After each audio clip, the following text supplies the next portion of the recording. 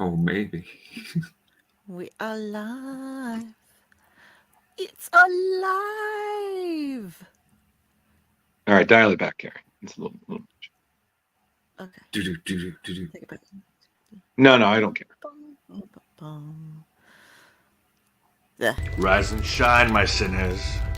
When Father Evil starts his day, he gets a little deadly.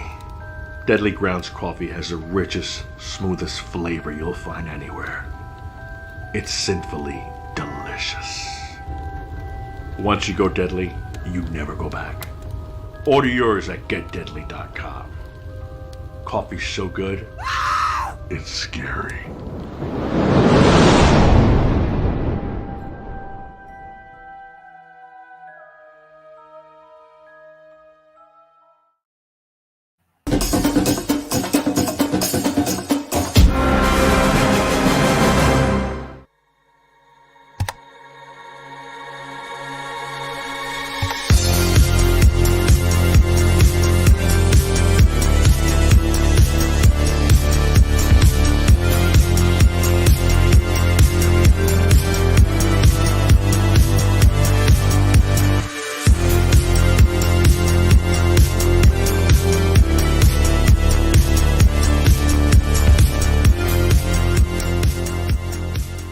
So the only thing left to say, of course, is the one obvious thing.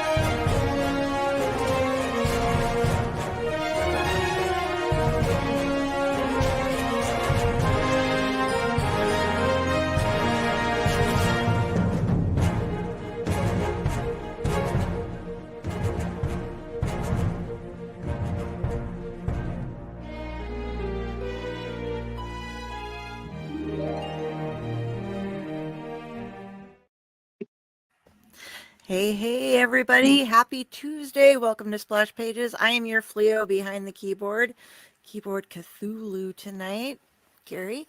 And we've got a great show tonight.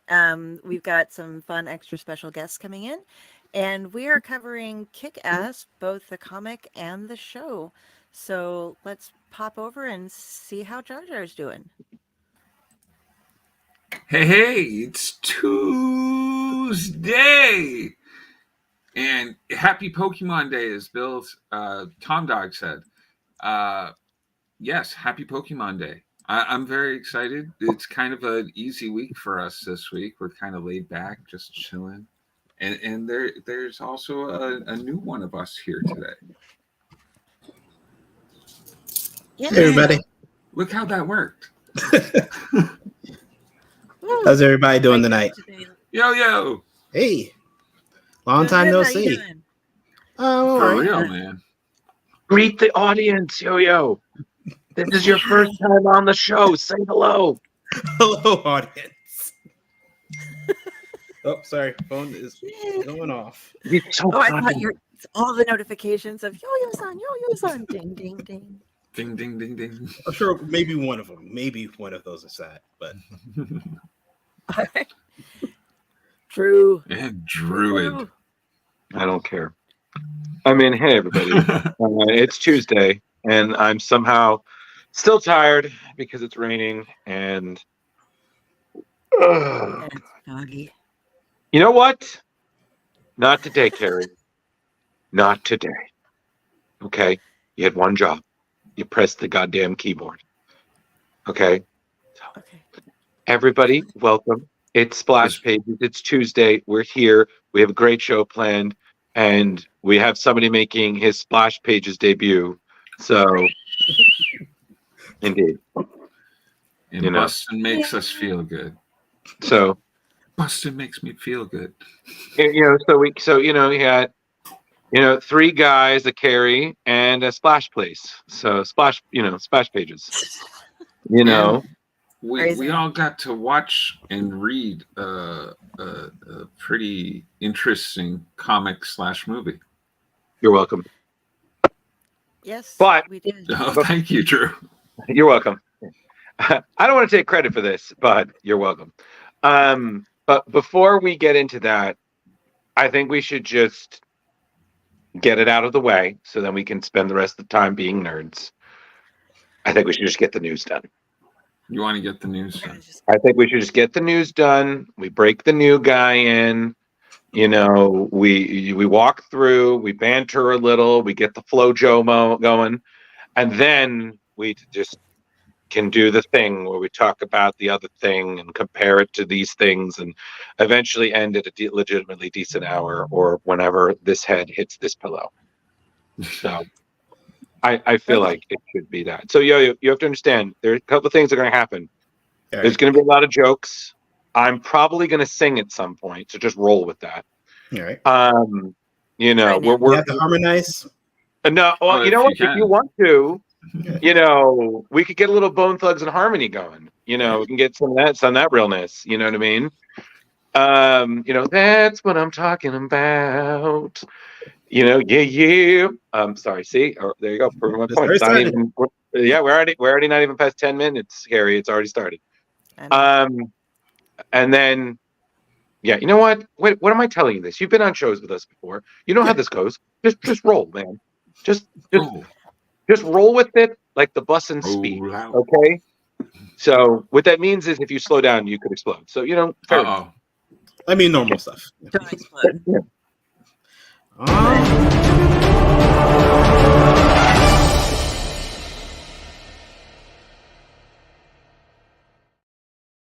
And Catches you off guard, doesn't it? it really does. To explode. It was the moving graphics. So to start off, Variant Watch, I'll be covering this one, and there's really not a lot, but what there is a huge thing. We've already talked about DC versus Marvel coming up, but they released this. It may just be a pencils, not ink, not colored sketch, but holy bejesus, a Jim Lee DC versus Marvel, the Amalgam Age omnibus cover. Just look at that. Like I feel like I want to get see my Speed glasses. Demon. I see want to Spider-Boy. zoom in and just. I mean, I think you got everybody. Look at that. Yeah. Like Yeah, holy cow. It's hard with the pencils, but that's all that's been released so far for this one. So. Oh, I know. Oh, and That- the artwork though too. Oh, well, yeah. So what we just saw was the Jim Lee, Scott Williams, and Alex Sinclair direct market exclusive variant, which is why it's on Variant Watch. And then there are these by the late, great George Perez. I mean, come on, George Perez or Jim Lee. I mean, where can you go wrong? So, I mean, God, look at them. I so wish it was in my price range. Oh, how bad Be is all it? over it. Oh, it's probably up there. I didn't even look into it. I didn't want to set myself up for disappointment. Yeah. It's Sorry, in hardcover. okay. It would be beautiful to see. No, listen, on hardcover shit, I want that as a poster. Mm. Right? Should be dope. But yeah, so that's the only thing Variant Watch right now. There really wasn't a lot going on. So thank God, Jar. There's no blood hunt covers. Oh my God, last week still haunts me. How many Blood Hunt stories were there tonight? Just one? Just one. The last I may one, I take it. think. Yeah. It's like, you're gonna do it because you've done them all. You're gonna get this last one in. I'm gonna put a stake through this once and for all and be done with it. Get it? You know. Steak. Yeah. But all right. So that was Variant Watch. Check that out. I'm not 100% sure when that's coming out. I know they're still in the works, but we talked about it a lot last week, so we're just picking back on that. But I mean, if you were a fan of the Amalgam universe, like I know everyone here was, aka DC versus Marvel, It's definitely worth checking out. But to be quite honest, I'm still very of the. You'll I like to. probably, we'll probably never see something like that again. No, Like, they always besides it being reprinted. bring it up as in it's something that they're like, oh yeah, we could do that again, and I'm just like, no. But I just want to be like the 90s were a glorious time. It is When no was it longer. released again? What's I that? was like 90 guys, was it 95, 96? No. When is this one being released? Maybe this year, next year. Probably late No, this okay. year, I would Some think. point. Someday. All right. One day. Yeah. One more of my day. LCSs on Free Comic Book Day puts like 50% off everything, including like the major omnibuses that they have. So So- if it comes out, I will keep an eye out for you, Jar. If I So- can find one for 50% So, off. Carrie, what I'm hearing is you're going to have a list of books to look out for so then you can bring them Yes. to Terrificon to get them signed. Yes. Especially Yes, I your will. new literary boyfriend, Philip Kennedy Johnson. Yes. What I happened keep there? just developing. He's the What? writer for Incredible Hulk right now. Oh, So, I know. Oh, I saw Carrie. Yeah, I saw her fangirling on the post. yeah, I you know, listen, ever since Al Ewing, who is also on her list for Immortal Hulk, she's like, I'm a Hulk fan. Never thought I'd say that, but I'm in. Like, That's an interesting. I don't know very many Hulk fans except for the guys that are all after the 181s for the Wolverine first appearance. yeah. I started off with Hulk when I was younger. It was like, we got to see the show with Oh, yeah. him walking and hitchhiking or whatever all the time, and that was just didn't really appeal to my dark child self. And then the movies that I saw were terrible, and I was just like, oh god, this is I don't see why I would read this. He's just a big green guy that punches things, and then it's like, oh my god, he has depth, and he is dark. Well, Carrie, the reason for that is that, as everybody here knows, there are good comic books and there are bad comic books. And when you were created in the 60s, there's many levels. It's like Oh, yeah. doing laundry, Carrie. It's not dirty or clean. There are many layers. Just hang it outside the window Like for a an little onion. while, and you can wear it. Just You know what? Listen, I'm not going to lie. That is actually the quote that follows that explanation, because that was one of Bill Murray's monologues in Ghostbusters 2. So if Pete Venkman can teach me about life and laundry at the same time, that's a win. But I'm getting ahead of myself, or am I getting behind? I don't know. So what's next on news? Next on news. Oh, hold on. next on news. Drew's News. Exciting tales, fresh comic views, in the pages, heroes fly, villains plot, under the sky. From Gotham's dark to Metropolis views, we cover stories old and new. Drew's News. Your daily source for comic clues. Join the fun as a heroic crew in the world of Drew's Comics News. Excelsior! That's still the Where's best Leo thing to ever. apologize that he hasn't changed it yet? I'm so Yeah, happy I he was didn't. hoping. All right. I needed to experience Oh, that. me too. No, but there's going to be an even better version. I've told It'll him still that be that's yeah, it'll still be Drew's News, but I think that version should, at this point, it's become like part of the show. Canon. There you go. Can we get on with the news, please? Sure.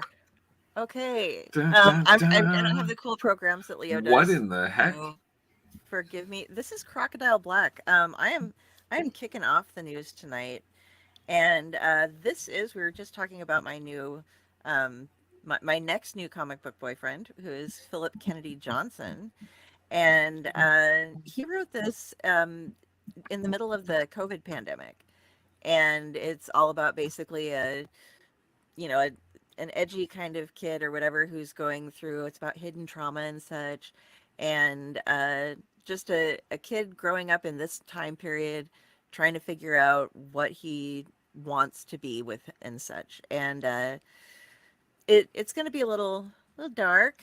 Got this, I I don't dislike this one, but I think the other cover was much more detailed. I thought it was pretty cool. But the basically what he says, what his direct quote about it is, at the height of the COVID-19 pandemic, I was fascinated with how many people left behind jobs they hated or college programs that they were never that interested in and pursued paths they'd been afraid to before. Crocodile Black is a thought-provoking, disturbing take on that phenomenon. It is a story I hope will leave readers asking themselves, given the opportunity, could I be capable of great things too, or terrible things? And will be the art is by Som, who I'm not that familiar with. But you can go ahead and be ready to pick this up on May 8th, and it should be ordered ready for pre-order already now in most comic book stores. So, And Carrie, that's another one of the Boom Studio releases, right? oh yeah, Boom. Boom is what I'm all about these days. They So, are killing it this year with the bomb releases. Like, I swear to God, like they're the new, they're the new Hansel right now. They're so hot. Boom Studio, so hot right now. Just yeah, saying. Like, it's crazy. I've it been is. reading. You guys have no idea. Well, you guys know how much I read, and I'm just sitting there at night, like, okay, just one more Boom Studios series. Okay, well, oh, but then the advertisements for them, you see, like, oh, but there's 7 other. I have to see if I can get a hold of that. Oh, I can read Mhm. that too. Yeah, So hold yeah. on. Carrie, let me give Yo-Yo some context. Yo-Yo, Carrie is to Oh reading yeah, what Leo is to TV. yeah. Like I know. I have some concept, like some it's idea. insane the amount that I'm baffled by her ability to just consume comic books, regular books as well. But like the amount of comics that she's read since she's started to enter into this weird world, well, re-enter into this weird world, Mhm. Yeah, it's so impressive. it's been Yeah. so much fun. I think I've been hitting about 300 titles or so, and but I mean, some of those, were like a couple hundred issues Mhm. in there since this last year. But Yeah. okay, more news though. We're on to Jar Jar. Oh, Oh, yeah. X-Men. Do, do, do, do, The do, do, latest do. of the giant-sized issues. Yeah, in May, the concluding chapter of the Krakoan era of the X-Men unfolds, culminating with the final edition of Giant Size X-Men. Giant Size X-Men #1 will shine the spotlight on Angel while introducing a fresh X-Men antagonist into the Marvel Universe. Esteemed writer Ann Nocenti, known for her work on titles like Daredevil, Longshot, and The Seeds, has penned the latest story in Giant Size X-Men #1, complemented by artwork from Lee Ferguson. This installment features a contemporary narrative wherein Warren Worthington III, also known as Angel, confronts a new adversary in the urban landscape of New York City. Alongside this original tale, readers will enjoy a reprint of the classic Angel and the Thing team-up story from Marvel's 2-in-1 #68, crafted by Mark Grunwald and Ralph Macchio and Ron Wilson. The cover art for the issue can be seen, and a synopsis from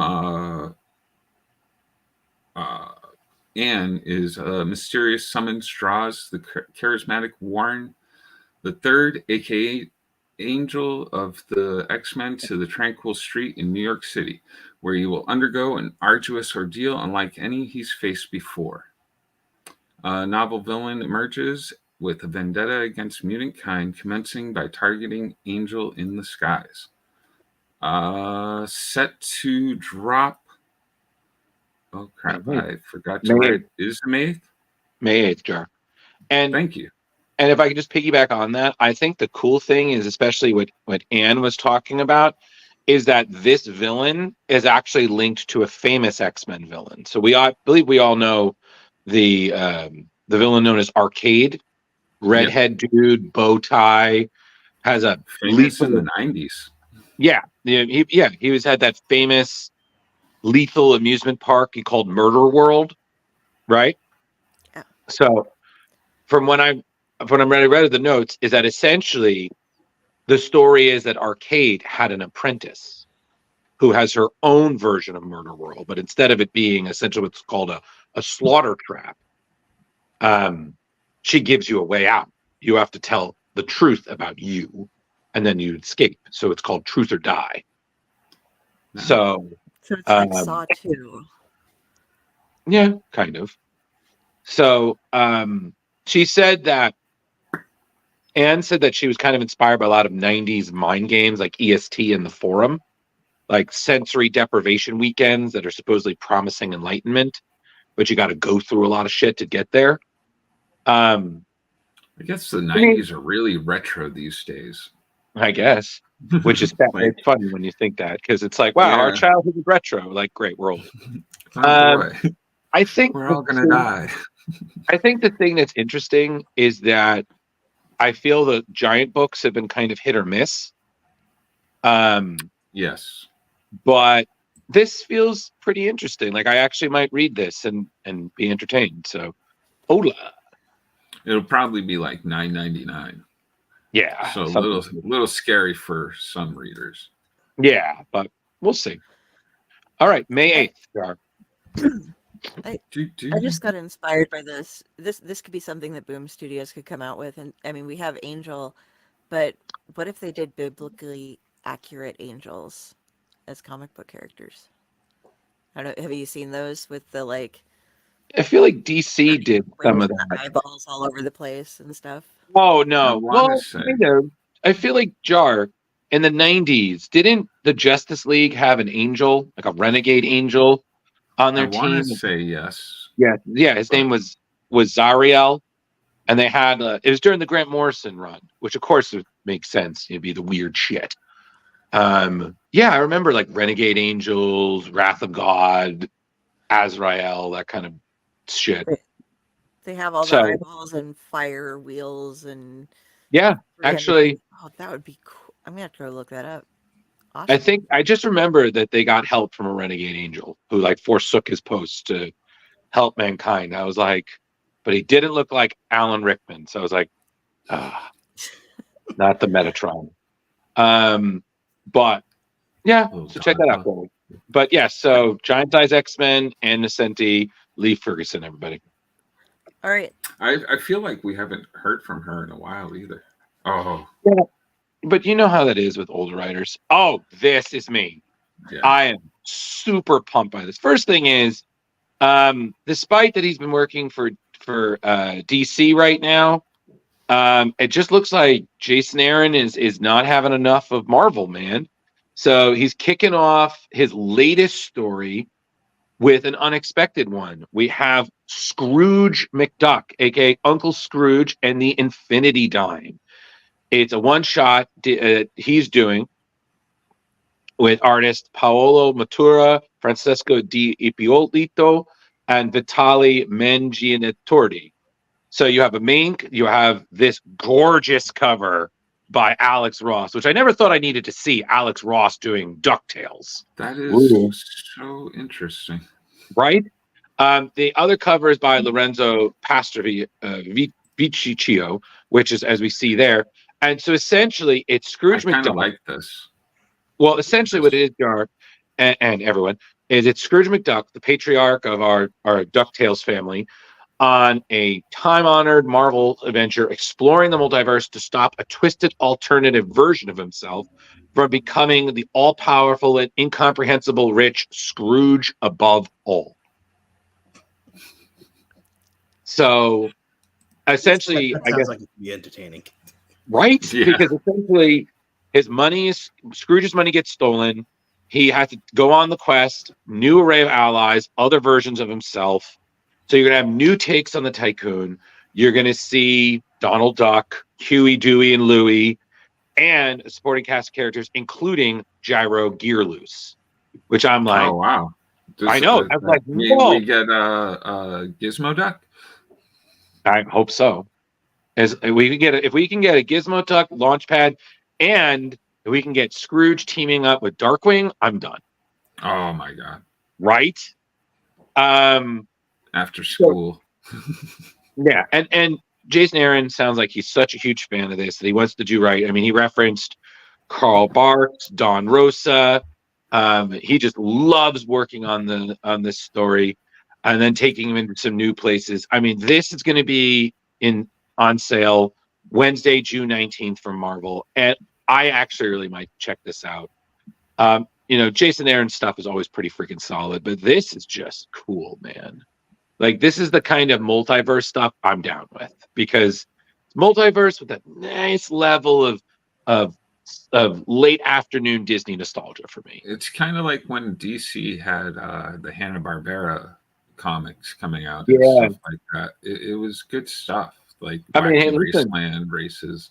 Yeah, listen, Yo-Yo would check it out, so I was like, that's pretty good, man. And he's just like, no, that's good. That's good. But I will say this, it's going to be really hard if I see him and the boys traveling adventures. I'm going to really have to not hum the DuckTales theme while they're doing that. You can always. No. It's like good. No, there's no hurricanes here. In Duckburg. Okay, no race cars, lasers, or aeroplanes.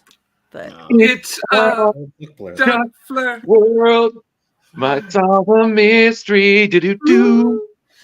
On rewind history. DuckTales. DuckTales. Woo! Do. All right. Well, no. Stop. We have way too much news. Woo. That's it. 90s. I'm done. One more. okay. Luck, Jump over to Tails. Yo-Yo. Okay, I'm fine. I'm good. That's it. Next, please. All right, so my write-up isn't as involved in this because I just unfortunately didn't have much time to write. But It's fine. Don't feel what's better bad. than a summer wedding? How about a destination wedding? Make sure you check your mail for your invites to what's going to be an unforgettable event this summer when Raven Darkholme marries her longtime love, Destiny. Mm-hmm. Mm. Oh, nice. That's I can good. hear the hate mail. Oh no, I think this is going to be it's a one shot. Sorry, I have their name right here. Marvel's Voices Pride's one shot X-Men's Wedding Special #1. If it's a one shot, why is it #1? That's my confusion on that. Yeah. That's a weird Maybe they're title. having multiple weddings, and each one of them is a one shot of that specific couple's wedding. True, Maybe. I wonder who's going to be married next.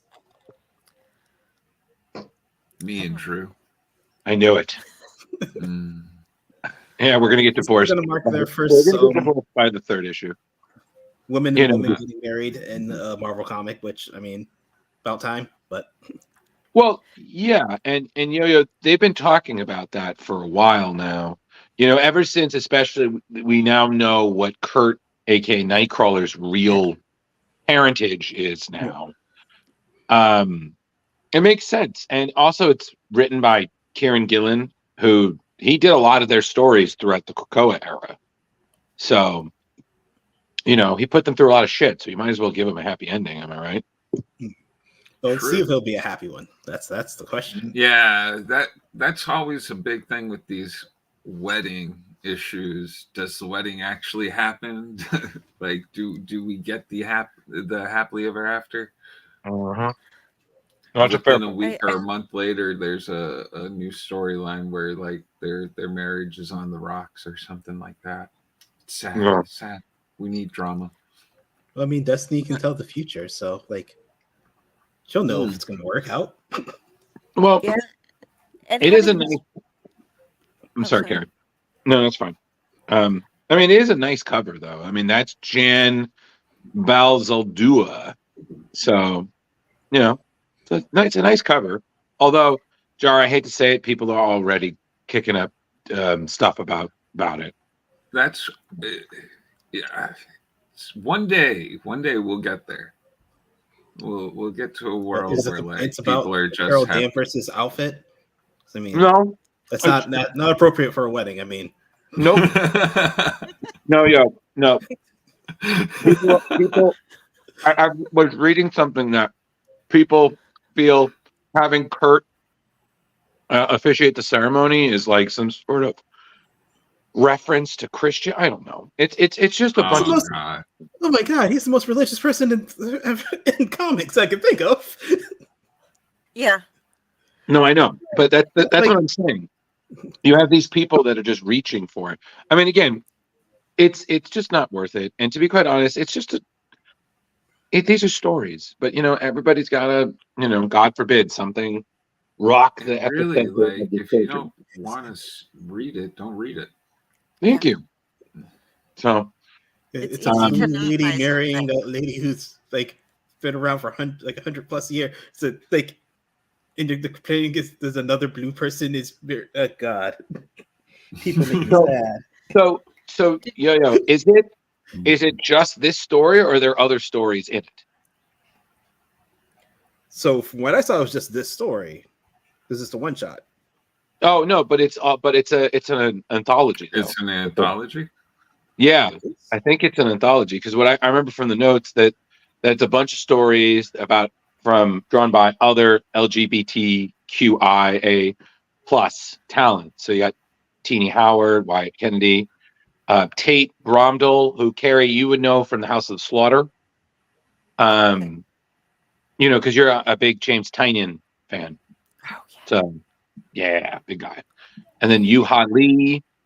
Yeah, so but but those are gonna spots in like Betsy Braddock, Rachel Summers, Loki, and others.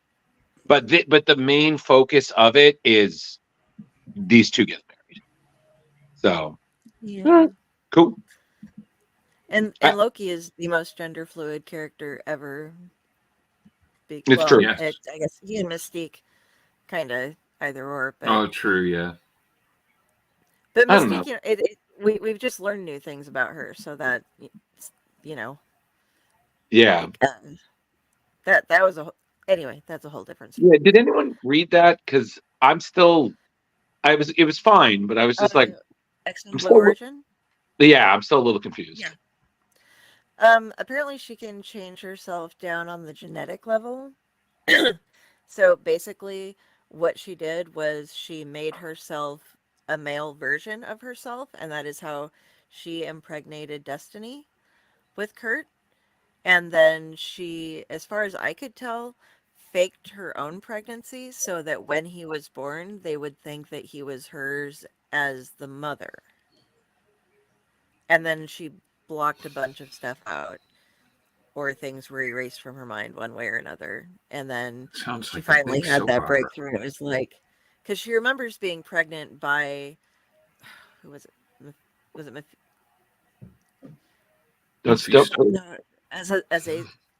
Azazel. Ezra. Azazel. I'm like, biblical names. Shit. Yeah. But yeah, but it was actually like that might have happened, but she didn't actually get pregnant. She impregnated Destiny. And that was the whole thing where we just learned that, oh, she Oh doesn't right. just look like people. She can turn into like that. She can change herself down to the genetic level to where she was able to create uh, the seed to deposit to create the child. So, yeah. So back to what I was saying, Yo-Yo. When can we expect to see this on the stands? This is going to be available in May. Oh, okay. We are not too far from the release. Oh, okay. Oh, nice. May 29th to be exact. Okay. Hey, good luck to them. Hopefully, it is not crashed by Sentinel. You know that's going to happen, right? Yeah, you know what? I don't want to be predictable. You just jinxed it. You just jinxed it. You know what? You know what? Let's take that jinx and move on. So, this is me. Okay, so EC Comics. Back in the day in 1944, MC Gaines created EC Comics, first known as Educational Comics. They later decided to call it Entertaining Comics. And this is before superheroes were really a thing. They did a lot of horror, science fiction, fantasy. They some of their stuff resulted in Weird Science, Tales from the Crypt, and Mad Magazine. But in the 1950s, the Comic Code Authority pretty much shut them down. And so in 1956, they went under. and they're making a comeback now. So we're going to be getting at least 2 titles a month. And I'm just showing off a couple of these real quick because I have to be able to look back and forth. Right. But this is some of the new stuff that we're looking forward to. And we're going to have the Cruel Universe, and Oni Press, by the way, is who is going to be printing for them for right now. Ah, Oh, nice. Yeah, so here's Cruel Universe, a couple different covers for that one, and I didn't even think to grab who made them. But this is something that they're getting a lot of people on. We were just mentioning Jason Aaron. He will be one of the creators for the new EC Comics. So I'm going to give you a list of the creators coming on because this is just crazy. It's not superbly long, but it's a slightly bit long. We have Jason Aaron, Brian Azzarello, Rodney Barnes from Philadelphia, Karina Bechko from Invisible Republic, Colin Bunn from The Sixth Gun, Christopher Cantwell from Briar, Cecil Castellucci, Shade the Changing Girl, Chris Condon from that Texas Blood, Joshua Hale Filikov from The Bunker, Jay Holtman from The Handmaiden's Tale, Jeff Jensen from HBO's Watchmen and The Green River Killer, Matt Kint from Berserker and Mind Management, Sean Lewis from King Spawn, Stephanie Phillips from Grimm, Jay Stevens for Dwellings, Zach Thompson from Cemetery Kids Don't Lie, Ben H. Winters from CBS Tracker, Kano from Gotham Central and Immortal Iron Fist, Peter Krause from Irredeemable, Leo Max from Rogues, Malachi Ward from Black Hammer The End, and Dustin Weaver from The Avengers and Packless. And don't expect this to go back to being something that you're going to... This is still going to be kind of a higher rated comic. They're all about breaking through censorship, racism, sexism, all sorts of that. They're trying to get past. They're going to be in. Well, they're going to be going into those kind of subjects and how they affect current life. But expect a lot of more horror style comics and such with these guys. Sweet. Superheroes. Pardon? I said, listen, this is the kind of thing that I'm down for. You know, Yeah, it it seems seems to almost be. weekly we're getting new or resurgent comic books coming up Yeah, with great creators behind them. absolutely. So, yeah, so they were shut down for a while, but They're back. they are back. And I'm excited. I'm going to be like, hey guys, can you add one? My LCS is getting used to being like, oh, and yes, just one more thing. Can you add, please? You know what you should do? You should see if they need interns, Carrie, because I'm sure you'd love to be part of that. I could try, but I think they've got it covered. You They're never like, know. you never know. But yeah, so EC Comics coming back. Go order yours. Get ready to see some cool stuff. I mean, you got a spaceman with a spear and a T-Rex. What more could you want? It's true. All right, so we'll keep an eye out for that. That's pretty cool. So what's next? Boom! Going over to Jar. Boom. Oh boy, are we all excited? Nobody's seen a symbiote for years. A new conflict dubbed the Venom War is on the horizon for the Marvel Universe. This upcoming saga will revolve around Eddie Brock and his son Dylan Brock as they find themselves on opposite sides battling it out to determine who will emerge as the ultimate Venom. Eddie Brock gained notoriety as Venom when he bonded with an alien symbiote, initiating their infamous rivalry with Spider-Man. Over time, Venom has evolved from a villain to an anti-hero, even fighting alongside prominent figures like Spider-Man, Wolverine, and Captain America. Recently, Eddie has passed on the Venom mantle to his son Dylan, who has taken on the role of the street-level protector known as the Lethal Protector. Although they so did that in the 90s with Venom too. But anywho, the tension between father and son will escalate into a showdown as depicted in the new teaser art released by Marvel artist Philip Tan. The artwork showcases Eddie and Dylan Brock each leading their respective factions into battle, reminiscent of the epic clashes seen in Captain America's Civil War. On Eddie's side, we have Agent Venom, Anti-Venom, formerly known as Flash Thompson, along with Bedlam, one of Eddie's recent incarnations. Meanwhile, Dylan's team includes Red Goblin, aka Normie Osborn, Sleeper, and intriguing additions to the Venom mythos, Black Widow. Venom War is set to unfold in August, with Marvel promising further details to be revealed at a later date. Okay, can I say something? Sure. Can I just? I don't care. I'm just. No. I just need to say this. I'm symbioted out. Like they have. I think for me, I was done after King in Black. Like that was it. I was like, this is the high. After that, I don't care. Yeah, when Danny, what's his name? You're talking about Donny Cates and Donny Cates. Yeah, that Yeah. was a great storyline. Yeah, And then they just venomized everything. And yeah. I don't know. That's just how I feel. Like this sounds fine. I mean, you got Al Ewing doing it and Iban Coelho. They're both great, respected creators. I just don't care. So I don't know. That's just me. I don't know how Carrie. I don't know how you feel, Jar. I don't know how you feel, Yo-Yo. I just need to say that. My 2 cents. I'm just pass. Somehow they got to get back to just Venom and Carnage being the symbiotes. To me it cracks me up because, and we talked about this with one of the guests, it's a tongue battle anymore with Venom. It's just they had that inside secret thing on like who can make the tongue longer, and that was Eric Larson.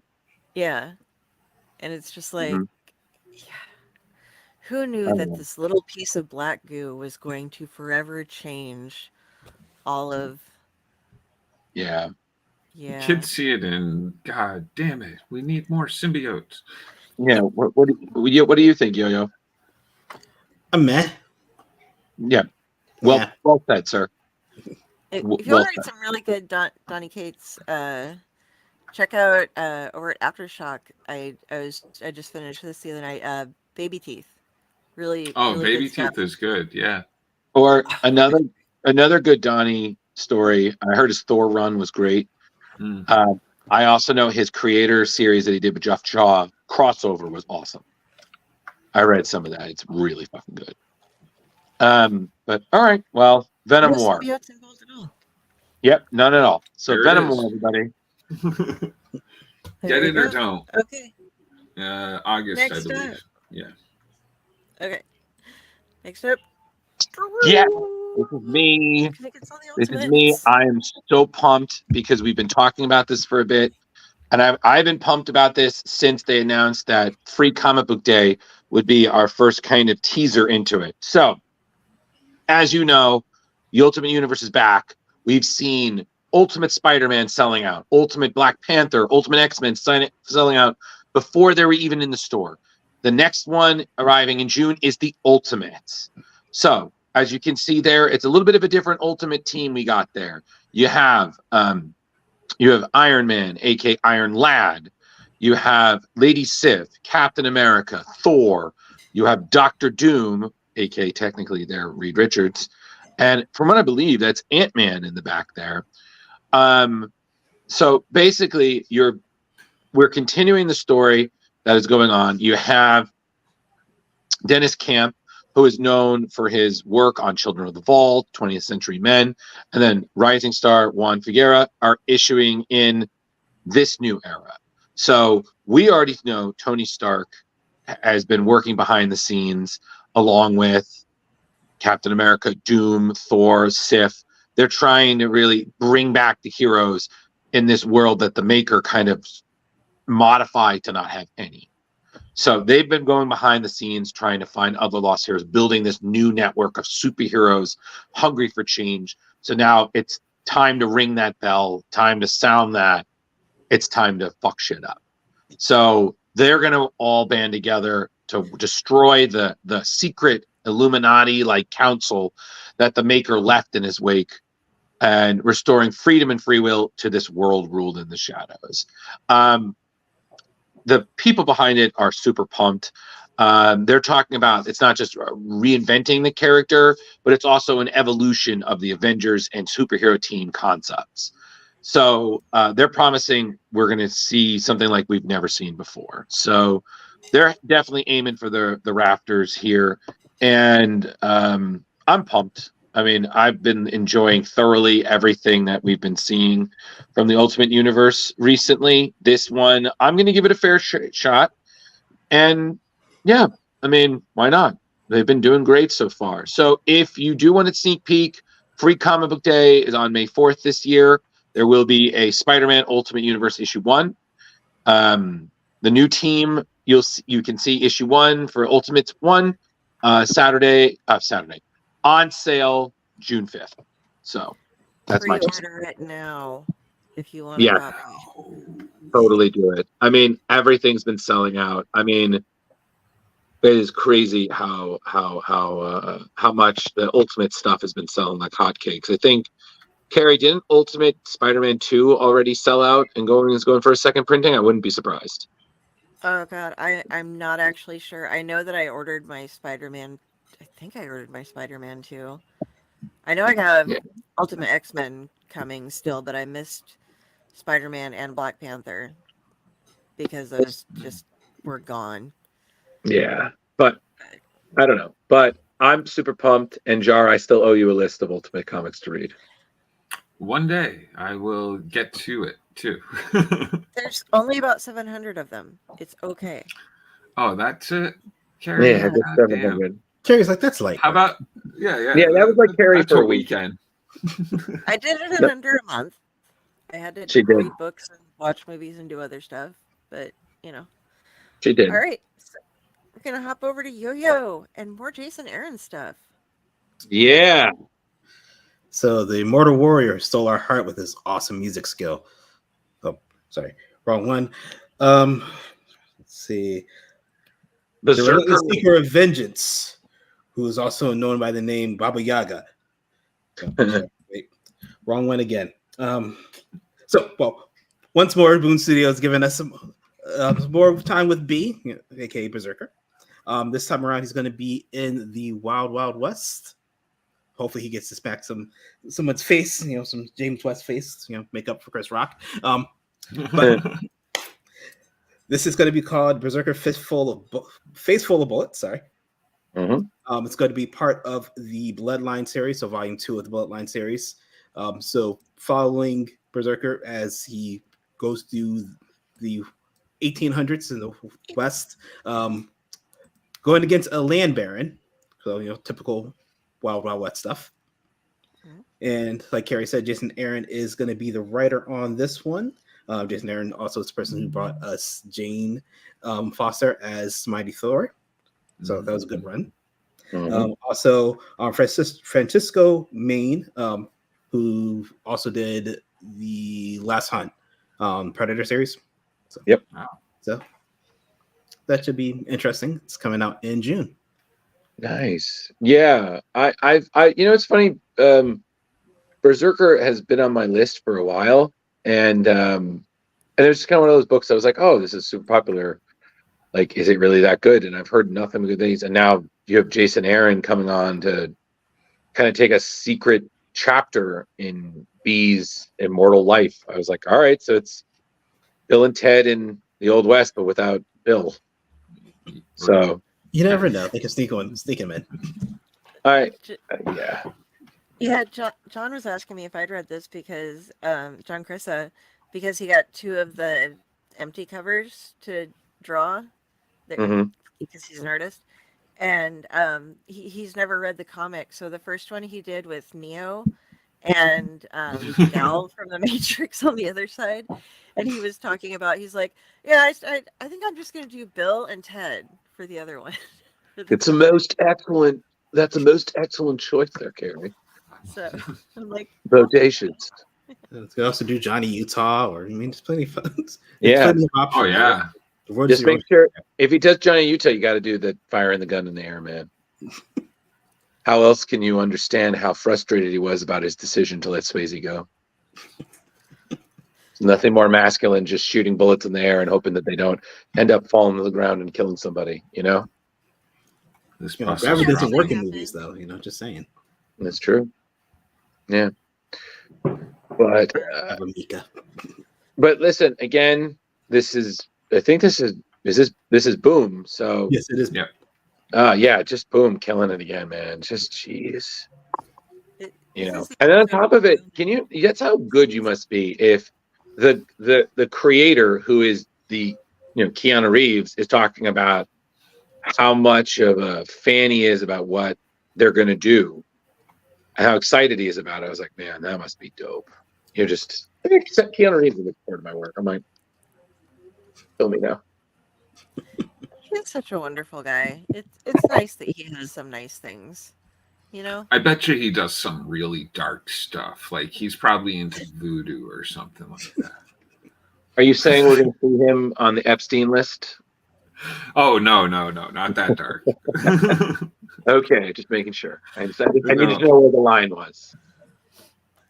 We can't then- tarnish the Reeves name. Yeah. Yeah. Well, yeah, we already saw how mad people got when Matthew Perry made a joke about him in his autobiography. So, Right? the Reeves is held in high regard. All right. So this is Berserker. This will be out this year. Check it out. In June. Oh, there you go. In June. What's up next, Carrie? Oh, this is you. Yes, this is me. Okay. Okay. So, the wizard, Alan Moore. I'm so excited. I just gonna hear about all this guy sometime. It's gonna be fun. This He is is the a wizard, and because he is a wizard, the man is also a legendary comic book writer and such, of course. He and the late Steve Moore, no relation, are going to be releasing this October a 352-page hardback book, which wraps up the last of all of his writings. This is the Moon and Serpent Bumper Book of Magic. We're gonna have Why Comic has he got to Talents, the late do Kevin that? O'Neill, Melinda It's going to be way Gebbie. too expensive. I'm sorry. Oh, sorry. Once again. They've been planning on releasing this since 2022, and we're originally going to have a tarot deck that they were going to do with it, but Oh, he shit. uses Aleister Crowley's Thoth tarot deck and decided that there's no way he could make a better tarot deck than the one that he's already using that Okay. Crowley had. So there's no tarot deck to worry about. Can- Just got to get the book. Can you But, imagine Can you imagine getting a fucking tarot reading from Alan Moore? Oh my God, dude. That would be so much fun. This is going to be a big mishmash of writing, illustration, comics, including advice on how to perform rituals and cast spells. So this is like part fiction, part Alan Moore guiding you through the world of the occult. So I heard maybe I'm wrong on the names, but I heard him and Grant Morrison used to cast spells against each other in their comics. I would Because Grant Morrison's another wizard. it doesn't surprise me. I do know that they do not like each other. Grant, You're a wizard. yeah, Grant is a weird mofo.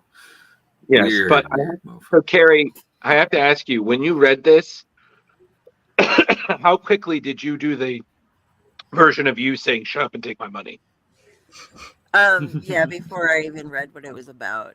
I was so I want that. Because I just imagine you doing it and your table split in half, like you karate chopped it. Shut up and take this money. Have Like- you read his Swamp Thing? That's no, I'm it's one that I'm working on, but I have not read it Mm. all. No, From Hell, Watchmen, all that, yeah. But yeah, From Hell Jar, was Jar, I'm going to stop you there, buddy. I do agree his Swamp Thing is amazing, but I think Carrie would, being that she is a literary chick, I think Carrie would really love his League of Extraordinary Gentlemen stuff. Oh yeah. The and attention to I've got detail. my voodoo stuff over there and such. But Mhm. that's what That's I an want to go back omnibus though. to get to. Yeah, gonna go back and just briefly mention the other artists and creators that are involved in this.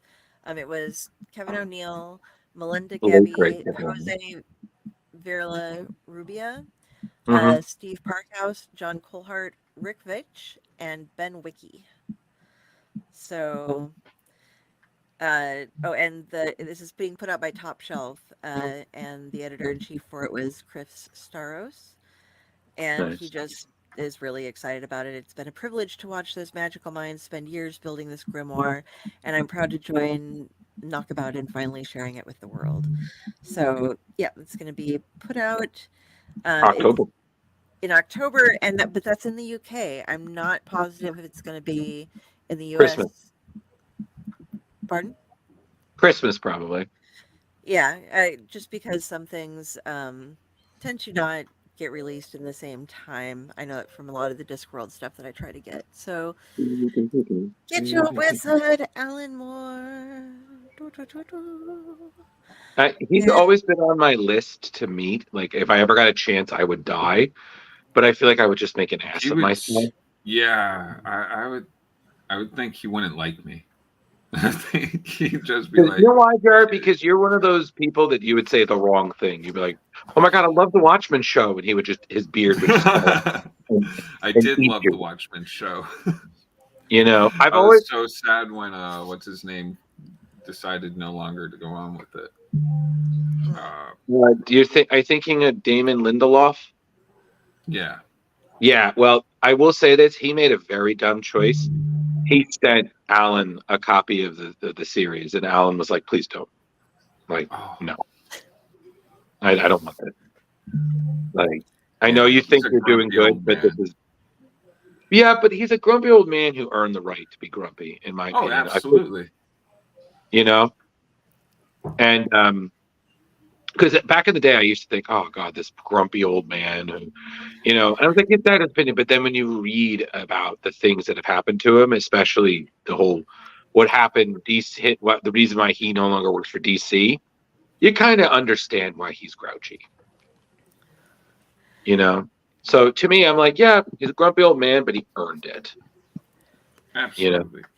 Yeah. He's kind So. of like the Neil Adams. Although I've never met Neil Adams on a bad moment. Uh, when he was alive, I've heard horror stories from other people, but myself have always had quite a pleasant experience with him. I will say I did hear that him and Garth Ennis are very good friends, and I'm like, oh, can you imagine how cool that would be to call yourself that makes sense. Alan Moore's friend? Carrie would die. I would like to be his letterer because do you know how much fucking money you would make? The That man man Oh, doesn't. is talk That, about being wordy. that man doesn't write a comic book. But Jar, there's another thing. He does not like the term graphic novel, so don't say it. he does not understand the concept of brevity, which is fine because if you read the whole From Hell, like all the notes and everything that he did in it and all the occult symbolism that goes through it and like how the churches are lined up, if you take the time to read all of the background that he Carrie. put into it. Sorry, fangirling out. Yeah, I was going to Okay, say Carrie. Like, sorry. honey, I know. I Okay. know. He's staring into my soul. Yeah, change the story. I think I'm going to get nightmares. Okay. Oh, I believe You're this in is charge me. now.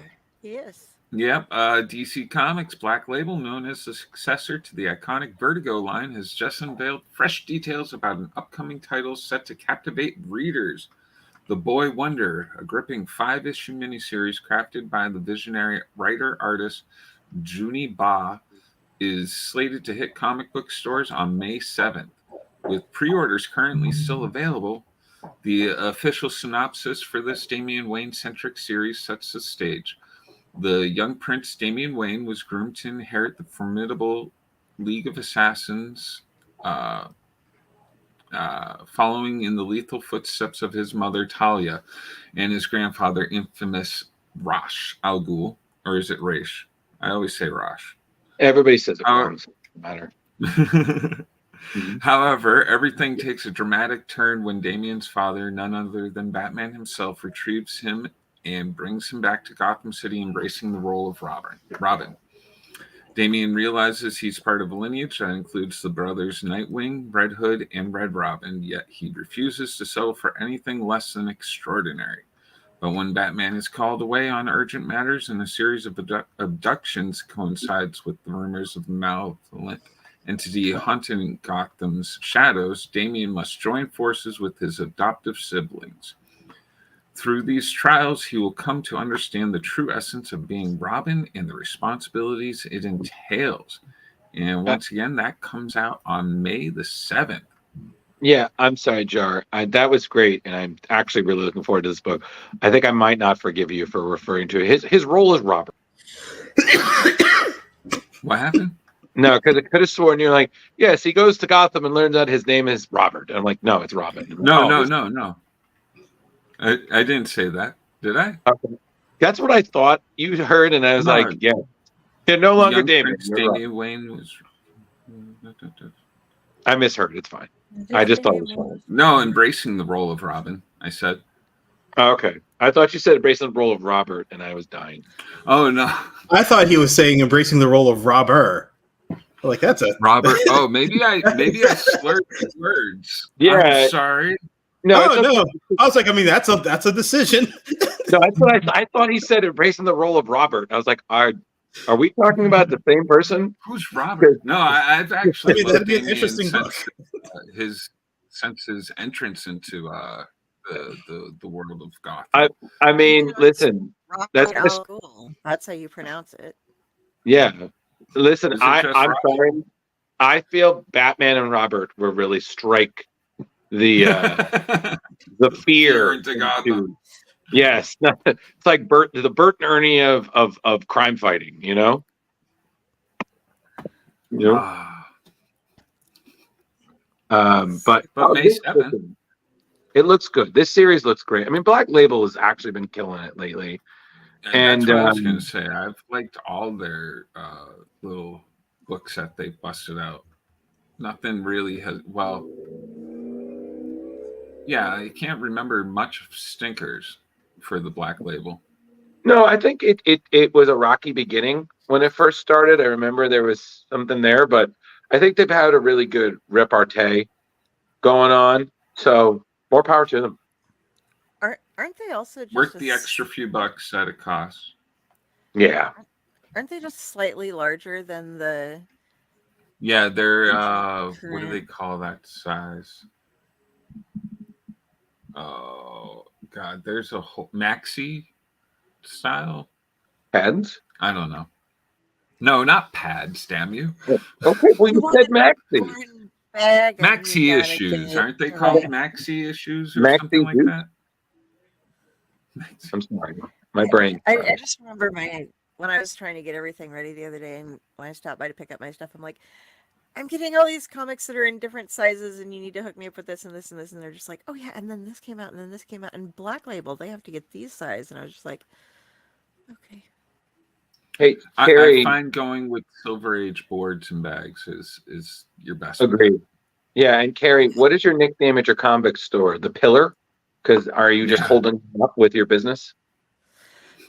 I'm the one who comes in and has a nervous breakdown as I'm trying to remember everything. So I've started writing myself notes when I go in. I'm like, and I need this. Oh, do you know about CLZ?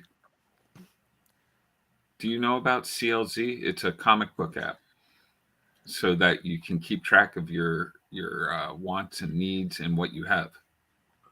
It's fantastic. It's made it so I don't buy double issues anymore. You too, after the show. Spreadsheet. After the show. Yeah, after the show. Compare notes after the show. Okay. So next.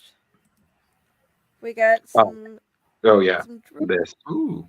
All right, let me put a stake in this once and for all. Okay, these, from what I understand, are the last of the Blood Hunt books because we didn't cover enough of that last time. So you got Werewolf by Night, Blood Hunt, and Hulk Blood Hunt. Okay, Werewolf by Night. Both of these. So for Werewolf by Night, you've got Jason Liu and Adam Gorham are essentially doing the old school werewolves versus vampires to the forefront, while the great Philip Kennedy Johnson with Danny Earls have an old Hulk story set in the backdrop of the Arizona desert. So we're going to see a new werewolf by night, whose name goes by Jake Gomez. He has new abilities, a new look, new direction. I guess it's, wolf versus bat. For Blood Hunt, we're going to have Hulk and Banner. They're walking through the old west town of Old Tucson, where they will run into its sole occupant, one with a hell of a story. That will basically learn that there's a lot more than meets the eye in Old Tucson, and there's a lot more under the desert floor. So both of these stories sound freaking great. The Werewolf by Night, from what the creators say, are going to be like a teen horror grindhouse. So that sounds awesome. And Philip Kennedy Johnson is just, they said it's a creepy, haunting story for vampire and Hulk fans alone that we've never seen before and that we won't easily forget. So Blood Hunt, Werewolf by Night is on sale July 3rd, and Hulk Blood Hunt is on July 10th. So Kari, I know for a fact you might be picking these up just on the horror advocacy alone. Yeah, and he's been the Incredible Hulk right now is walking through those small towns, so this is gonna fit in perfectly with what's going on in his storyline right now. Totally. Now, Yeah. since it's numbered 1, is it going to ruin your run? Where are you going to put it inside the collection? So just chill. It'll sit No? outside of it. Yeah, But the jar, shut up. I think. Never mind. Shut up, mind. John. No. You're up. All right. Yo. All right. Whoa. Absolute Yeah. power. Corrupts, absolutely. Yes. So I guess my question becomes is who hurt Amanda Waller? Like, Dark Side did. Okay. someone had to. Because holy crap. I mean, you knew she was a grade A B word, but now she is like the dark side of B words. Like, they are just making her the boss bish. Like, but yeah, I agree with you. Somebody hurt her. So someone hurt her and hurt her bad. Mhm. So Absolute Power is going to follow Amanda Waller trying to depower every metahuman she can. Hero, villain does not matter. If you're a metahuman, you have power, she is going to be taking it from you. She's teaming up with Failsafe in Brainiac, I forgot. Brainiac Queen. Queen, yes. Mm-hmm. Yeah. That's a new one. Oh yeah. The Trinity of Evil. And as you can see, we have Superman, Batman, and Wonder Woman going against her. Oh yeah. So my question is, will this lead to a new Justice League? That's a good question, because right now in the DC universe, you have the Titans are the Justice League of the DC world, but they took a serious hit due to Beast World. So their credibility is a little shot right now. You got Amanda Waller took over the Hall of Justice. It's now the Hall of Sovereignty. And it's just a lot, man. But Mark Waid, who we had on the show recently, is killing it with Batman, Superman, World's Finest. And then we have Dan Mora doing the artwork. I'm sold. His stuff is gorgeous. So, and Jar could back me up on that. Yes. I'm liking this right here. This looks great. Yeah, I mean, Mark Waid doing a storyline, I have total faith. So, I also happen to know, side note, Yo-Yo, that this was done, I believe, at Comics Pro recently, and they also announced. Side note, everybody, they also announced the schedule for the upcoming Elseworlds titles, and I am super pumped for that. So, as we can see there, so. Yes. Mhm. Do you have the list of the Elseworlds for these, I or I Yes, do. we do. If I could just piggyback from Yo for a bit. So we have. seeing if Yo-Yo did, but I did. Yeah, he did. You know what? Don't. But this is your story. You take this. We can go back and forth with this.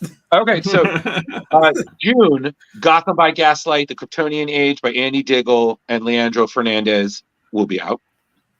And then in July, we have Dark Knight of Steel, All Winter Volume 1.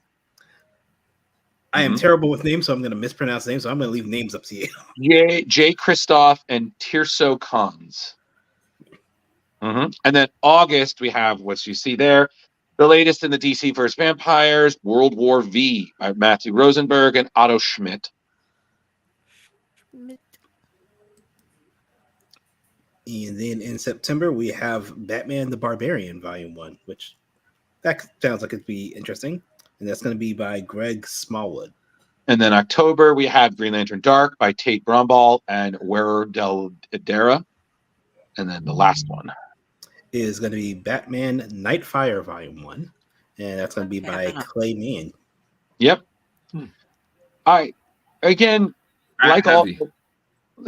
by all Elseworlds, I still stick to. I'm probably not going to read all of them. I definitely know I'm doing Gotham by Gaslight because that's one of my favorite Elseworlds, but Elseworlds are always kind of a pick and choose. It also seems very Batman heavy. Yeah, and that I don't know how I feel about that part. Yeah, and it's kind of sad because not all Elseworlds that were great were, I mean, Red Sun, Superman, Kingdom Come was the whole DC universe, but whatever. But no, the Absolute Power and then the Elseworld. I mean, God, cannot wait. Let's go. So yeah, look sorry at I that. was off on my No, Carrie, you did fine. picks there. Yeah, I don't know where I missed one, It's all good, Carrie. but They didn't really have they didn't really have much title for the Kryptonian Age, but I do know that's a 12-parter, and I'm like, oh boy. Wow. Oh boy. Is there anything else? so yeah. Yes, we have 2 stories left. So this is something that I was talking with you guys about last week. This is James Tynion has releasing. This is the first comic that they're putting out through Spectrograph, or it's called Spectrograph. It's the first one with Distillery that they're working with, and yeah, there's. I can't see it. Yeah, this is. Eep. I didn't write down which order the covers were in, but That's terrifying. covers are Alex Eckerman Lawn, Tradmore, and Christian Ward, who is doing the art with him on this one. But these are just gorgeous. I'm very excited about this comic. It's supposed to be about a haunted house in an isolated mansion up on the coast where a bunch of rich and famous people are invited to check out ghosts of a new kind. And they've just got some this is just more than I was expecting from anyone, So yeah, basic synopsis is Spectrograph revolves around an isolated mansion nestled in the coastline, a short drive north of Los Angeles. Rumors have haunted the place for years. Its owner, a titan of American industry with a strange fascination in the occult and the paranormal. The richest men and women in the country have whispered to each other, trying to understand what he was building alone in that mansion for all those years. And now, finally, with his death and his estate open for sale, they can finally find out for themselves. And they've been tossing around this story for quite a long time. It's going to be released on April 24th, 2024. So Does these are does some of the character. does this sound a little kind of like 13 Ghosts to anybody? It sounded a little to me like a cross between that and the House on Haunted Hill. Okay, thank you. That's the other one I was thinking of too. Yeah. Yeah, But I you mean, know. look at this. Oh no, don't get me wrong. The stuff is invoking a real, but but James has been on such a good horror kick. Like like again, I loved James Tynion when he was doing stuff for DC. His stuff was Yeah. great, but I feel like he's really found his stuff with fuck, what was that? Something is killing the children, and then other, The Nice House on the Lake.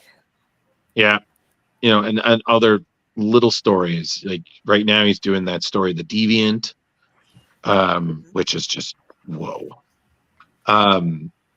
This and other things. He's just such a great horror writer. Like the man deserves all the accolades he's getting. Oh yeah, he's killing it. He's just out of, and he's got the Tiny Onion that we were talking about last week starting up. Oh, yeah. So his own media company, and this is what Distillery is going to be, who is publishing and printing out all the Tiny Onion So stuff. Carrie, is he on your list to meet too? Oh yeah. Yeah, I'm getting all of the Deviants right now, and All the Deviants. all the I'm getting all the Deviants. It will be great. So, I don't know. Yayo, do you read horror comics? Yeah. Sometimes it's been a while, to be honest. Hey, listen, man, you all got to start somewhere. So I get it. So it's all good. It's all good. All right. So what's next, Carrie? You said there was one more? Next and last is you, Drew. Oh, shit. Right. Somebody get me a goddamn oil can.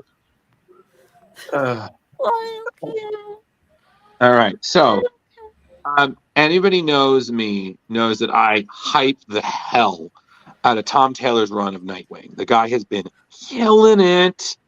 But unfortunately, all good runs, as we know, must come to an end. So it has been announced his final story arc on Nightwing will be titled Fallen Grayson.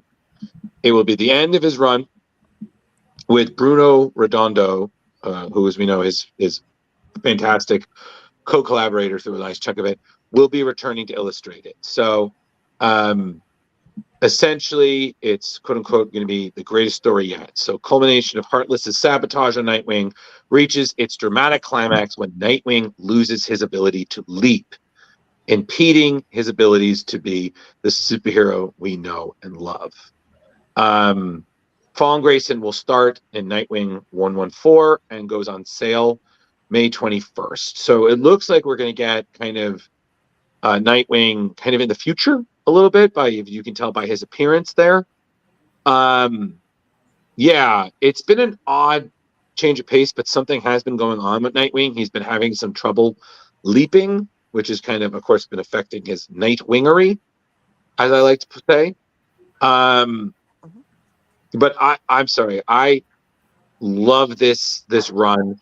I think this is my favorite run, minus what Chuck Dixon and Scott McDaniel were doing back in the day when they first did Nightwing in the 90s. But this, I mean, it's just a fun book, man. And I recommend it to anybody who's a Nightwing fan or just wants to read a fun, easy, but like well done story. So totally check this out if you get a chance, everybody. I love the negative space variant that they have back, like 2 pictures. Oh no, that one right there. Yeah. Yeah, That's something else. that I almost uprighted it just so I could see. So I'm like, well, look at me. I can't do that. My neck doesn't work that way, but It's okay, Greg. I mean, I Okay. guess I Yeah, I'm could. old. All right. So I think that's all the news. Yeah. That's been Drew's news. I hate you Drew's so much. news. It's All the right. end of Drew's Not in your thinking news. chair. All right. Whose news? It's Drew's Drew's news. news. All right. We Now on with the show. didn't drag Yo-Yo away from his food, so we could just keep waxing philosophy about me and my news. So listen. So we still got some time left in the show. Let's talk Kick-Ass. So Yes. So I will admit to you guys, it's been a minute since I read the comic. It's been a long minute since I've watched the movie. Yeah, so that was fun. Okay, so let me start this off with a question. Which do you prefer?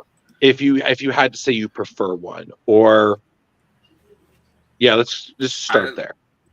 Comic. I have to say, the comic was it was just so it was like the way they did the movie and the changes they made everything predictable, like what you thought would happen.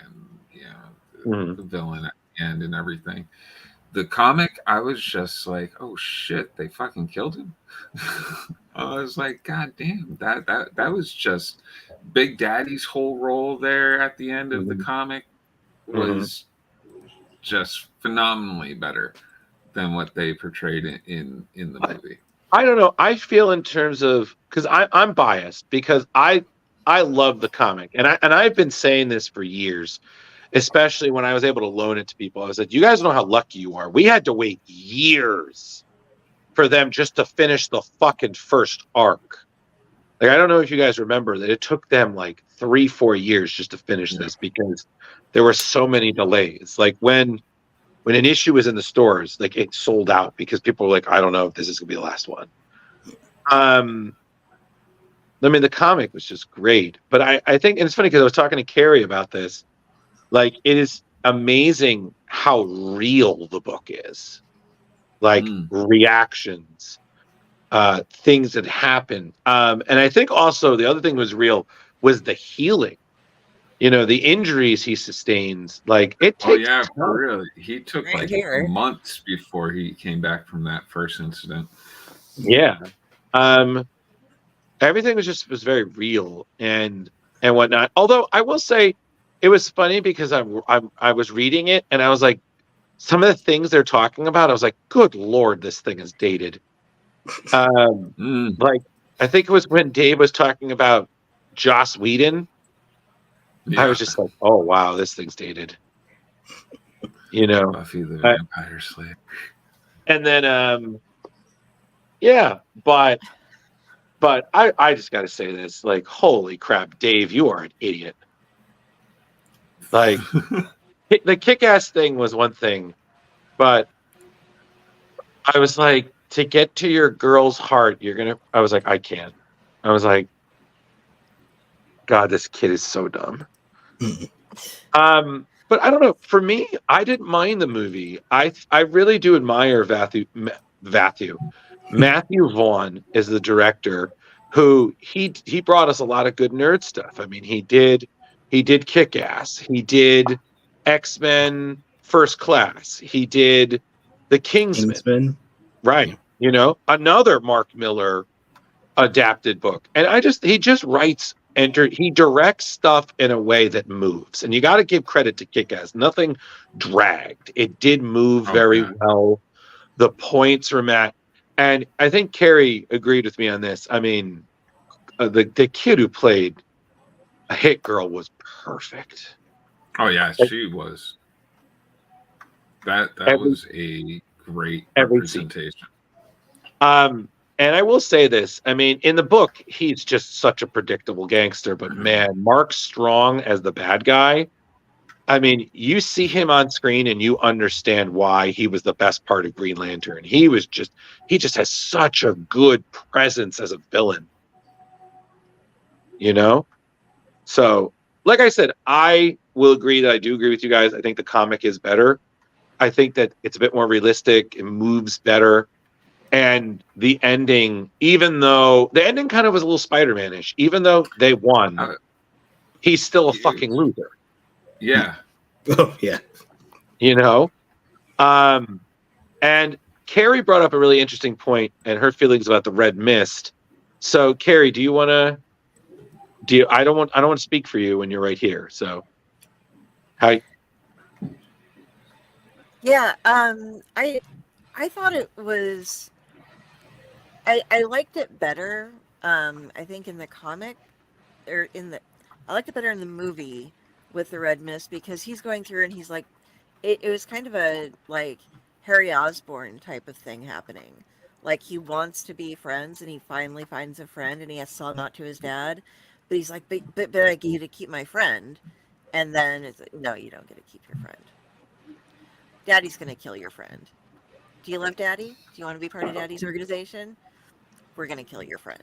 Well, one of Daddy's men are gonna kill your friend.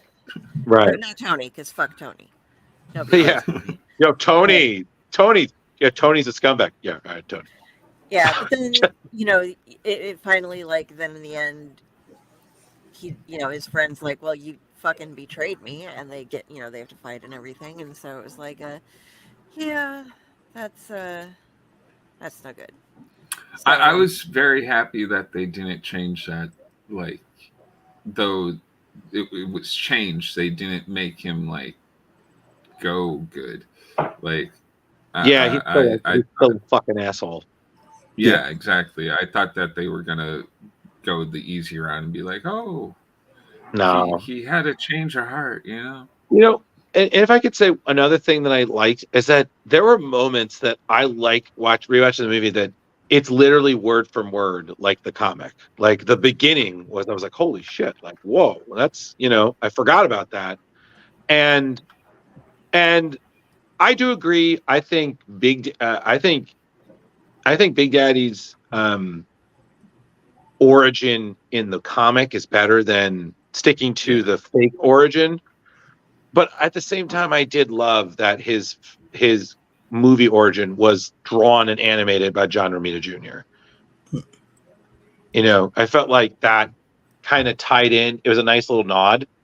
And then plus, as Carrie pointed out, all the artwork that was on Big Daddy's walls was all JR. Oh, was it? Yeah, it was.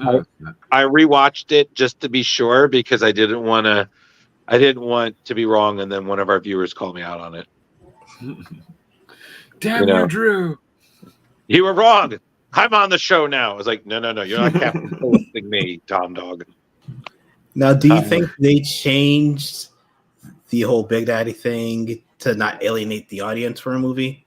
I think, unfortunately, that they had to. It had to be Hollywoodized to a certain extent, and I think anything to justify the eccentric performance of Carrie's favorite actor, Nicolas Cage. Oh my God! What the hell was going on when they were lighting him on fire and he's singing?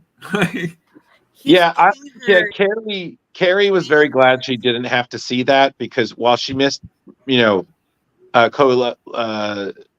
Hit Girl just doing what she does best.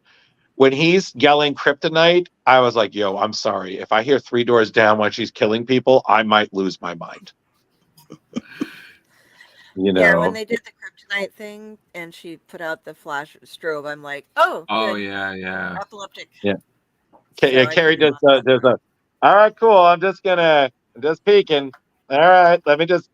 Do this. Okay, cool. My jaw's shut now, but all right. Okay. Oh, thank God, we're back in the penthouse. But yeah, I will say, Carrie, I will say, her using the man's cheek as a silencer was.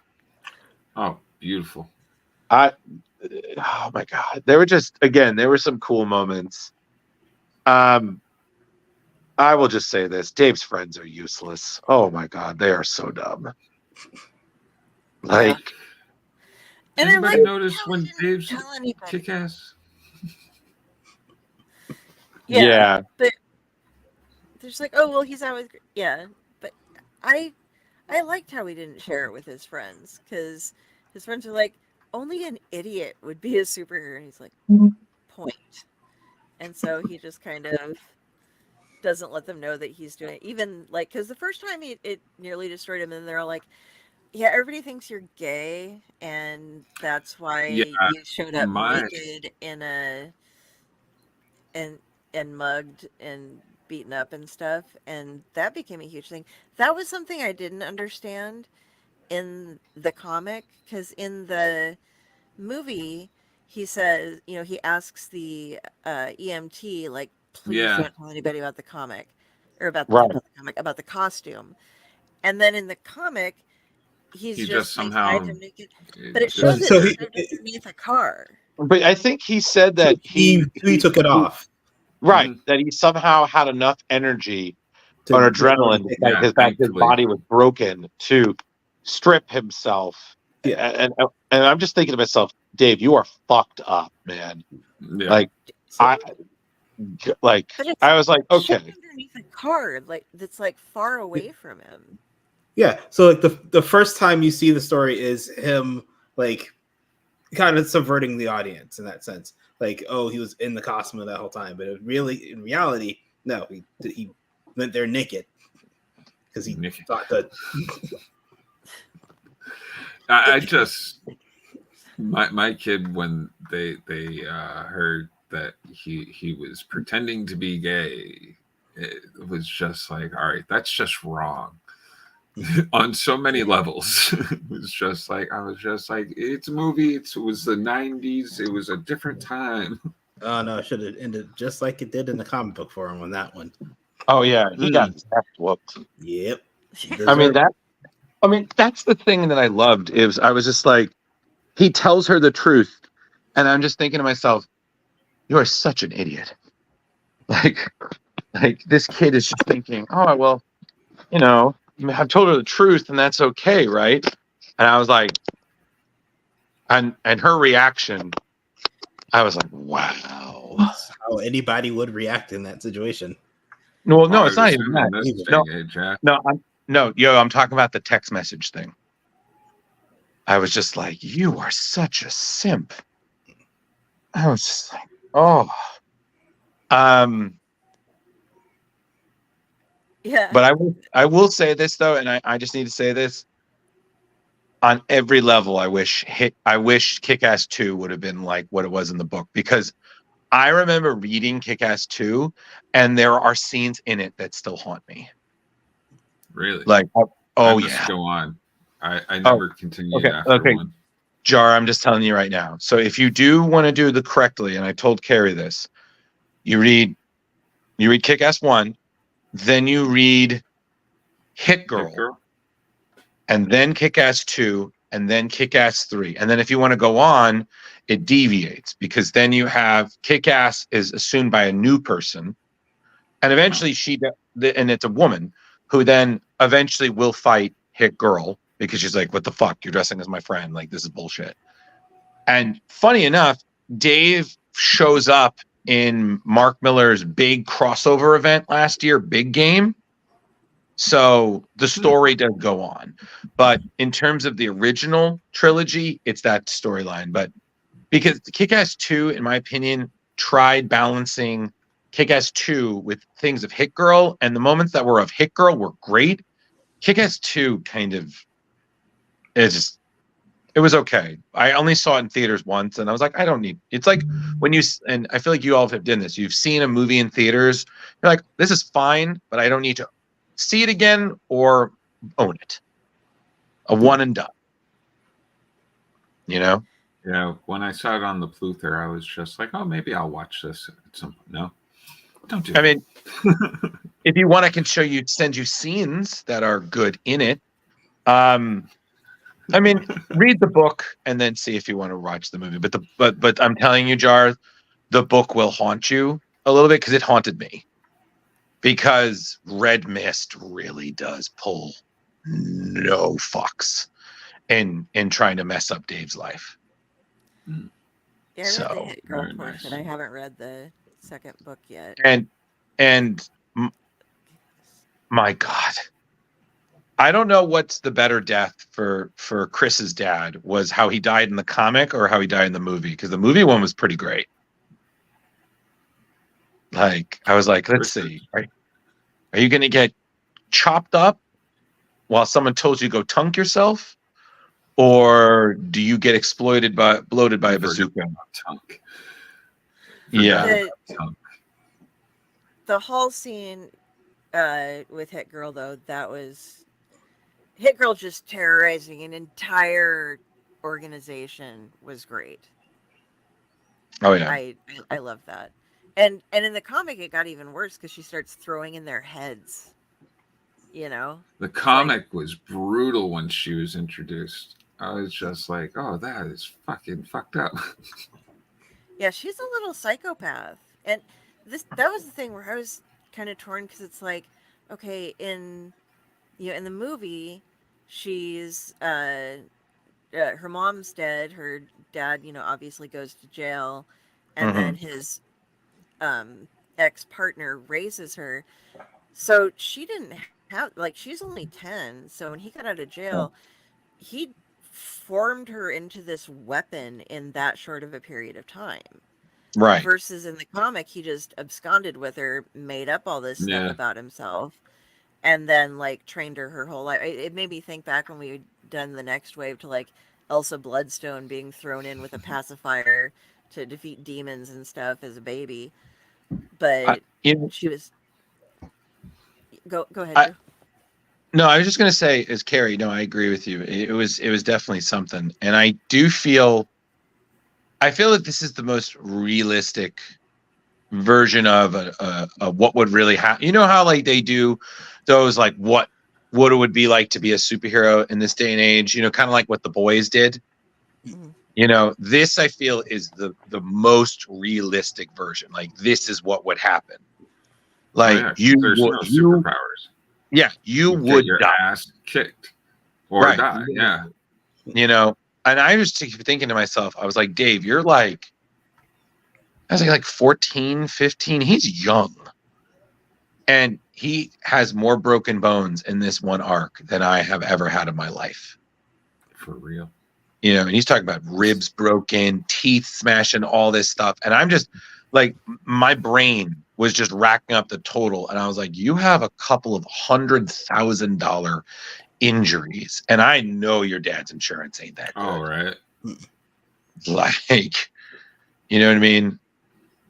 Like, and that I was does like, make him feel bad about it. I preferred Dad in the comic as well. His father's story was much more fleshed out. Yeah. Just especially glad. At the end. I was about to say, Dad had that happy ending. I was like, go, Mr. L. Hey. Like, I was like, you go for that support group, my man. Online dating, gotta love it. Mm-hmm. Well, he got him set up on. He helped his dad set himself up for the date or whatever. Like, oh yeah, I'll help you with your profile. Oh, hi. Whoops. But we've all had those moments, right? Yes, but I feel like what we're all saying is, as much as the movie was entertaining, which I don't think you guys think it was. Yeah, definitely wasn't. No, obviously, the book is. I would recommend watching the movie first and then reading the book, because you'll get, I think, a lot more entertainment from the movie doing it that way. Yeah, it's the same way I felt with League of Extraordinary Gentlemen. I liked the movie, and then I read the book, and then I was like, no, I can't go back. I know too much. That's one we should do at some point. I would love to do that.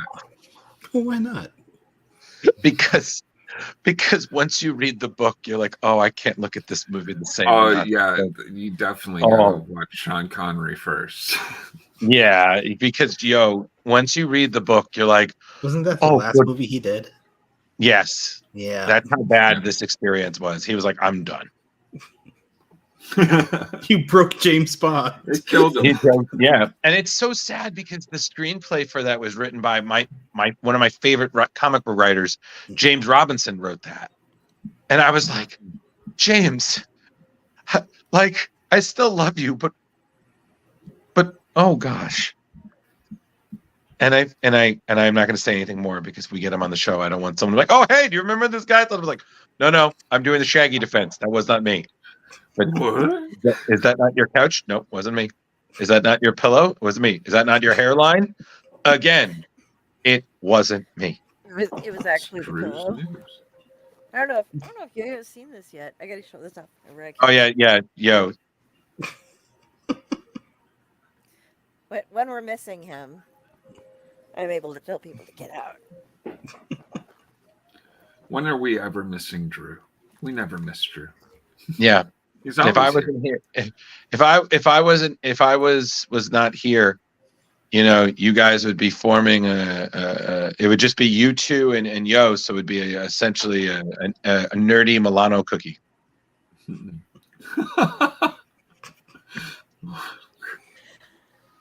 Okay then. So people's thoughts on the Big Daddy reveal in the comic. I wish they had used it in the movie. I think it would have really subverted a lot of things, It was it definitely makes for like, oh wow, holy shit, really? I think like I said, I remember reading it. I was like, wow. And, Because- like you would figure like Hit Girl at that point would get totally fucked up, but she's just like, we got a job to do. And I was just like, wow. Yeah, she- but I think that's she's what makes the badass. ending so sad. Remember, like they did it. She avenged Yeah. her dad. The whole organization is gone, and all she asks Dave is, "Can I get a hug? My daddy just died." I'm just like, Yep. That good was fucking heart-wrenching. Lord. Because you got this warrior, this ultimate warrior, who's covered in blood, is finally human again. And Yeah, you're because even by that, like you forget that she's only like a 10-year-old girl, 9-year-old girl. Like Mhm. well, by the end, Had and then she she- turns around and she's just like, my daddy died. And you're like, oh. Yep. what she Um, was shot before and out the window before he said anything though, right? Like he Yeah, didn't say she didn't anything. hear his No, she didn't confession. hear the confession, at all. I loved when they opened the case that he carried from place to place to see like, ooh, is Oh, it all yeah, his it was guns? comic Is it all of books. his money? It's all comic books. Yeah. and Pretty then cool. Chris is like, oh, you could totally fund his organization for this. I want these comics. Mhm. Okay, I need to say I kind of am much more glad of Red Mist and Kick-Ass's bonding moment with CeeLo Green's Crazy in the car. I'm much better with that than Tim Burton. With all due respect to Tim Burton. Like they're just having like a dance party. I'm just like, you guys are so dumb. It's even when they're doing the mock superhero grading, Kick-Ass, Red Mist tries to do the land. Oh fuck! Ow! Yeah. No go. Because I'm just like, yep, that's McLovin right there. Oh yeah. Well, should we how do we end this? You know what? Why don't we do it like we used to? Remember, we'd rate the comic, and then we rate the movie, and then we call it a night. Alrighty. You So, want to go first? I'll go first. I'll go first. Screw it. You go first. Go first. I would. It's hard to rate, like saying the movie is a lower rating because I enjoyed the movie. That's I just fine. enjoyed the book that much more. So I would give the book, since we can't give perfect scores. I mean, it's definitely up there in my you must read this kind of like comics of before you die. Hit Kick Ass should be on your list. So I'd say about a 4.5. It's Okay. up there. And then the Mhm. movie, I'd give it just like 4, maybe 4.25 stars, Okay. or batons. There you go. I was going to say batons are good. What about Carrie? What about you? I'm gonna go with a little bit lower, just because it's not straight up my thing, but not. It was good, both like we all were saying. Mhm. I did like the comic. I'm not going to say that I liked either one better. They each had parts that balance each other out as far as what I would prefer in each one. Right. So I'll go with a straight like uh 4. I'll just go with a straight 4. Shuriken. Okay. Sure. What about? Because like Okay. Yeah. What's What the about you? scale? Out of 5. 1 through 5. Okay. So for me, I mean, I personally like the meta commentary of the comic a bit more. The like valuing the fact that like Big Daddy valued like one form of art over the other, to the point where he trained his daughter to be like an assassin because he didn't want her watching like American Idol and shit. Yeah. Like speaks to like a kind of elitism in that sense. So I would have to give the comic like a 4.7, Okay. Wow. and I'd give the movie like a 4.25. Okay. That makes Okay. sense. Like just that Big Daddy part, honestly. Like, That's what pushed you over. yeah. All right. And for me, I'm kind of gonna I kind of agree with you guys. Like for me, I'm kind of on the same boat as Carrie. I agree with her score of 4. Like it's not a perfect movie, but it's entertaining. I feel like it tells enough of the story, but it makes it its own thing. Any flaws it has, the good parts redeem it. And the comic is, it's I still own the originals that I bought back when I was in fucking college, and they're still a great read. It's one of those older books that aged fine. Yeah, you can Yeah, definitely go back and read it again. yeah, I'd say 4. I'm gonna go with 4 for both. Okay, so I guess we've rated it. Are we saying that we think it's kick ass? Hey Carrie, Maybe. hey Carrie, can you show me the pillow so I can tell myself to get out? Yeah, right. hey Drew. Hey, Drew. No, that's fair. That's fair, Fluffy Drew. That's fair. Okay, so thank you very much, everybody. Carrie, I'm going to say goodbye and talk about our next week's guest. So give me a close up. Okay. Hey everybody. You can catch me here, or you can catch me on the Owlite Network, which is also under the Dorkening Network, and you can catch it out of there too. We do lots of shows about storytelling, and you want to find me, look up Kari Sanders on Facebook. If you see a crow, that is me, and all of my information is there, all of my links for my author stuff and for my other shows, so check me out there. Yo-Yo, where do you want people to find you? Yo Saint Laurent on Instagram and Threads, and like both social media. If you're on social media, it's just Yo Saint Laurent. You'll probably find me there. All right. Jar Jar. Hey, hit me up on Facebook, and check out the Token Dead tomorrow night. We've got Kevin Redzinski, aka Freddy number 2, on tomorrow night. I'll be co-hosting. Cool. All right. And Mr. Drew. Hey, everybody. Thanks so much for joining us today. We're really glad we had you here. This is the Splash Pages neighborhood, and it was just a wonderful day in the comic books. If you're looking for me, you can find me on Facebook. I'm Ghostbuster Man 1984 on Instagram, doing a lot of things, being in a lot of places, and I'm still so goddamn tired. Yeah. Bustin' makes him feel Shut good. up, Jeremy. Okay. And another thing that I'm really excited is that we already have some great guests being lined up for next month. So tune in next week when we're going to have writer, artist, creator Michael Walsh, who we're extremely excited to have here.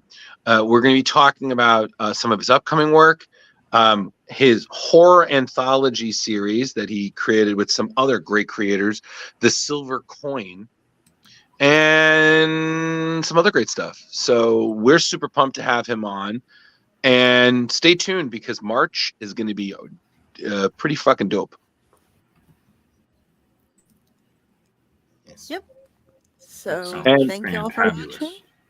And also, Fucking we dope. want to say a special thank you for Yo-Yo coming on. Anytime. Yes. Laying down that sweet, sweet occasional wisdom. He's a good listener, everybody. And what a good beard too. So, Hopefully we'll be having more of Yo-Yo on the show. I was surprised this cat didn't make an appearance. I She know, was up here for a Hinata was moment. Like, Yo-Yo has a Hinata's beautiful like, kitty I'm cat. here. She was up Check here out for a my- moment. Then yeah, Carrie was like, I have friends. Let's have internet cat play dates. What? Yay. So Mikey's on See, the couch. I don't think know where either Mika is, Yo-Yo's actually. the nicest guy in the world or he's an evil villain because that cat just loves him. The one time when the cat was jumping over the thing and you just basically brought a cat out of your camera is still my favorite moment with you. It was just that sounds like the greatest trick that was ever recorded on a podcast. Just, how can I pull the cat from thin air? Shazam. awesome. You know? All right. All Well, right. before we run over to 2 hours, thank you all for joining us and tune in next week and check out all of the shows and look at all the shows up above and below and find the Dorkening. There's tons of amazing people doing tons of amazing things out there, and keep on reading, everybody. Excelsior Yeah. or something. All right, everybody. Have a Yeah. kick-ass Everybody. night. Later.